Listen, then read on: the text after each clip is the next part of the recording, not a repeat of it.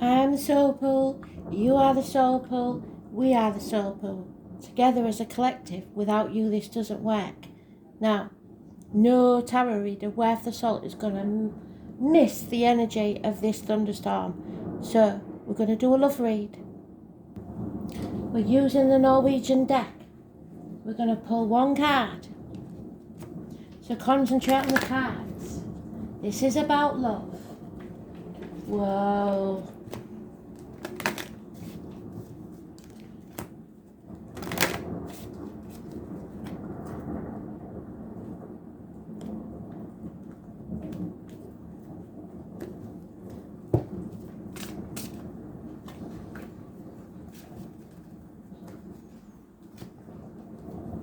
And we're going to pull 3 cards.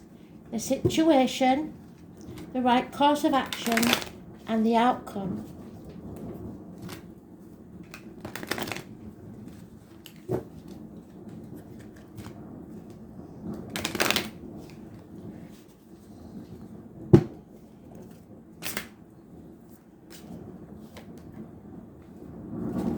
I am reading reversals, so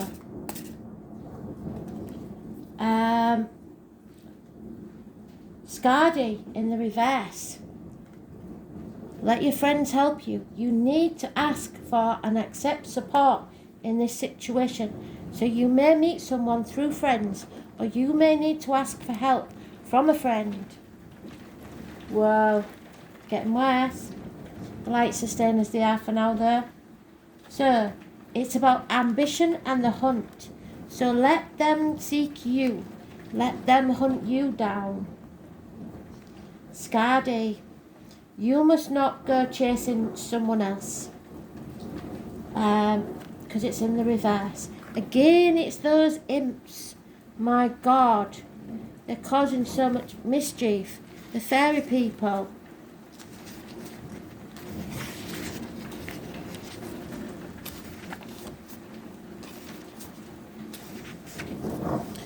So, Skadi is the giant goddess of the hunt. So a bit like Diana, really. The daughter of Pajasi, the giant and trickster who managed to even trick Loki himself. Skadi is a prolific skier. Her great loves are the mountains, snow and hunting. She was married to Najor after the war between the Asgador and Athelhammer, and is sometimes said to be the mother of Freya or Frey.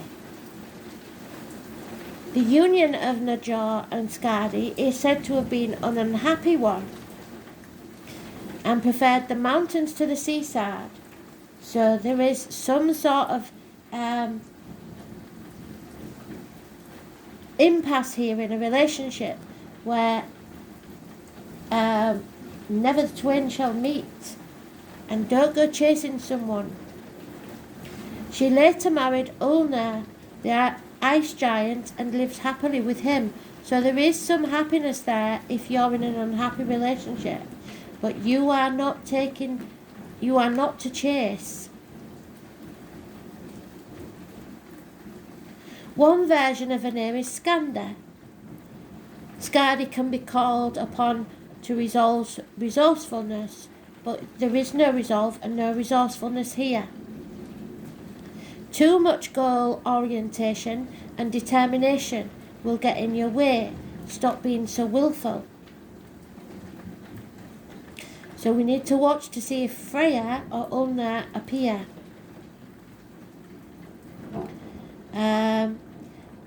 There is monetary loss because of her influence. And feelings of confinement.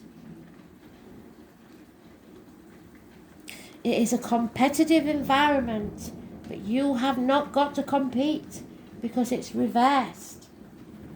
So, what course of action do we take then, Spirit, please?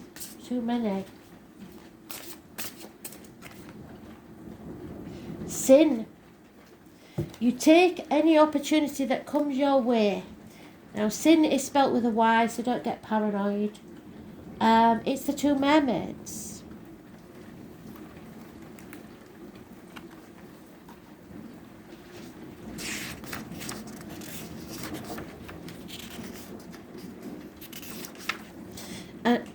So an opportunity is going to come your way.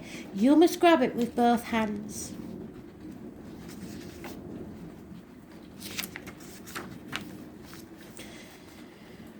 She is the goddess of Asgard. She is the gatekeeper of Valhalla. No one can come in or out of there without her knowing. So the high priestess. Her name translates as vision. She is a goddess of seeing and knowing, and comings and goings. She is the goddess of protection with a strong affinity. Strong affinity with what? To Odin and Freya. Sin is said to have a cloak of invisibility and to be able to move so fast that she seems to be in two places at the same time. She is also a goddess of ambiguous, placed in the world of dark elves because of her ability to get around unseen. So something hidden. In the spread, she represents an opportunity, much like Hemundula, and she is protector and guardian to the gateway. But in her case, it is Asgard in the elaborate Valhalla, the place of Asgard where the gods gather. Her presence in the spread gives way to the seeker through the gate to Valhalla, and the most aspired place for humans within Asgard. Whatever is the seeker's object of desire, Sin represents a gateway to that object. If either Odin or Freya accompanies Sin in the spread, she is greatly reinforced. So we would love to have Freya, but we haven't yet. So someone is giving you an opportunity here, possibly to come out of this unhappy situation. You have to let them help you. Baldir. Forgiveness, mildness, kindness. Forgive yourself and others. It looks like somebody's moving on. Yeah, claiming new ground is the outcome. It's the overall energy, sorry. So Baldir is the crown.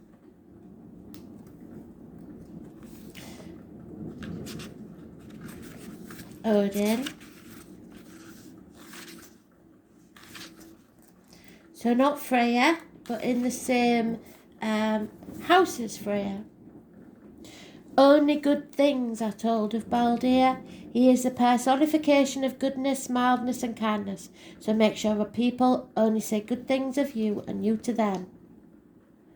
The likeable and talent and also renewal and foresight. Most every mythology, folklore and religion has a deity like Baldir, the virtuous but also vulnerable one, the one who perishes but transcends death and reappears with a new beginning. So you will get through this if you take the opportunity Spirit are giving to you. With his death, Ragnarok is instigated, shaking the foundations of the world and finally bringing the demise to the gods. Baldir is famed for his beauty and his talent. A light and gentleness shines through him.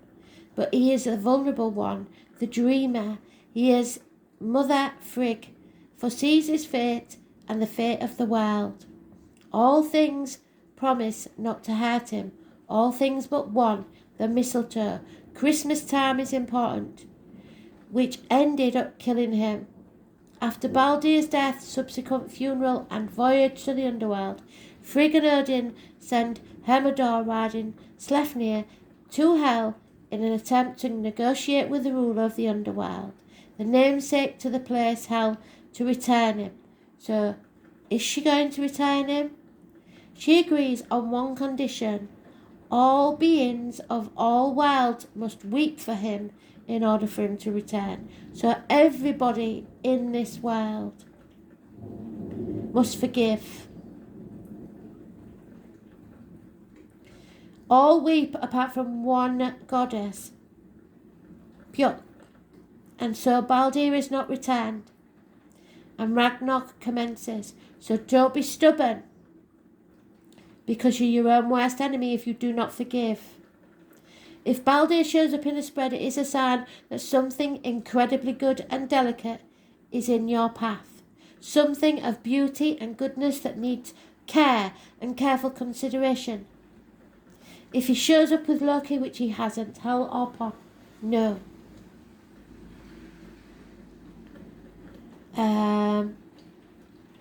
His presence in the spread also means a renewal, a new beginning, and his presence always brings hope, even in the midst of your darkest hour. So brilliant. So whatever is happening, there is someone or something waiting for you on the other side of this, but you must break new ground. So we've got Gefin claiming new ground. The ship again. So you must go through the darkness, on a voyage through the darkness to your salvation. And this is for us all. If you're not prepared to go through the pain, you will not achieve what you want. Because Gefin is the giver, the groundbreaking maker of new land. She is the wife to one of Odin's sons. During Odin's migration to Scandinavia, he sent Gefin to look for lands to the north, so you may be travelling north. She found a piece of land belonging to King Gylfi. He promptly gave it to her, the land to farm, and she turned her 3 sons into oxen this year. So a transformation is taking place this year. Ox is this year's Chinese sign. Gefin ploughs was so powerful that she broke a piece of land off from the country of Sweden, so who knows? An island known as Zealand, so New Zealand may be important, somebody may be travelling there. Because of the legend of Gefin, it was a recognised method for women on old Iceland to lay claim to land by driving a young cow around it, so a Taurus may be important. The card of Gefin represents new territory for the seeker. This can literally mean travel to a foreign place or relocating, acquiring real estate, renting, and anything to do with relocating. If you've seen the general read, they've spoke about that also. Gefin has a positive influence and is called upon for purpose of repositioning. You need to change where you are. If you're moving house, it is fantastic, positive. If not, you may have to leave an old property behind or move out or lose a home.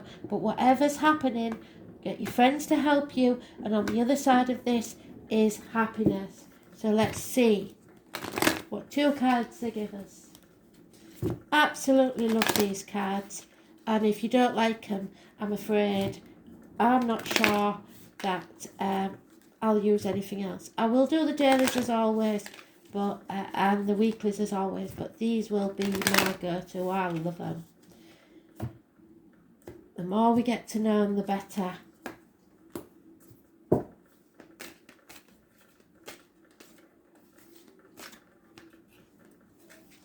Just one, Spirit, please.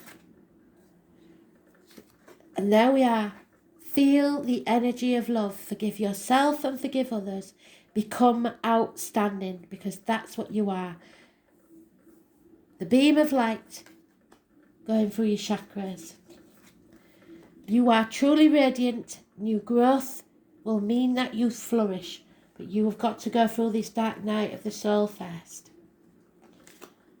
Wow. These really are amazing. So I hope you liked it as much as me. Let your friends help you. We'll reread it. But I think we've got the story. Through friends. The angels are helping you via other people to the degree that you will allow the assistance to occur. This card indicates that you need to be more willing to ask for guidance, especially within the context of your love life, because you may have made all the bad choices in your life. So listen to your friends, see what they say.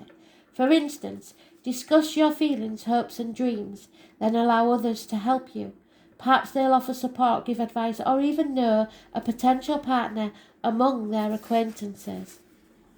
This card is a signal that you will benefit from spending quality time with your friends. If you're currently in a relationship, you will get renewed enthusiasm by having regular outings with good friends, so not spending so much time together. If you're single, then spending time with these people will get you out of the house and bring in fresh energy. Your friends may also introduce you to the most wonderful new romantic partner. There you go. Now you've been told. Thanks for listening.